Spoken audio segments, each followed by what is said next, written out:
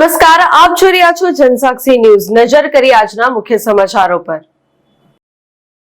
અંકલેશ્વર જીઆઈડીસીમાં આવેલ શ્રીરામ ઇન્ડસ્ટ્રીઝ કંપનીમાં છેલ્લા 3 મહિના દરમિયાન 1,76,000ની કિંમતના 80 કિલો કેમિકલ પાવડરની ચોરી થઈ હતી।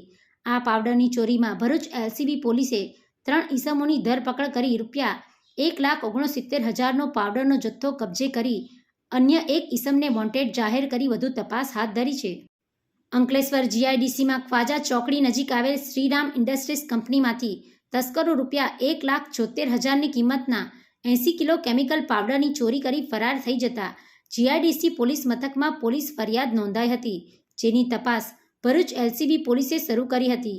દરમિયાન એલસીબી પોલીસને પેટ્રોલિંગ દરમિયાન મળેલી માહિતીના આધારે ઉત્તર પ્રદેશના અને હાલ ગડખોલની ગોકુલધામ સોસાયટીમાં રહેતા અર્જુન યાદવ અને મૂળ ઝારખંડનો અને હાલ અંકલેશ્વર ખાતે રહેતો બાદલ યાદવ તેમજ રણજીત કુંવરની ધરપકડ કરી હતી। એલસીબી પોલીસે તેઓની પાસેથી ₹1,69,000ની કિંમતનો 77 કિલો કેમિકલ પાવડર અને 20,000ના ટ્રે નંગ મોબાઈલ મળી કુલ ₹1,89,000નો મુદ્દામાલ કબજે કરી પ્રભાત મંડળના નામના ઈસમને વોન્ટેડ જાહેર કરી તેઓ વિરુદ્ધ જીઆઈડીસી પોલીસના હવાલે કર્યા હતા।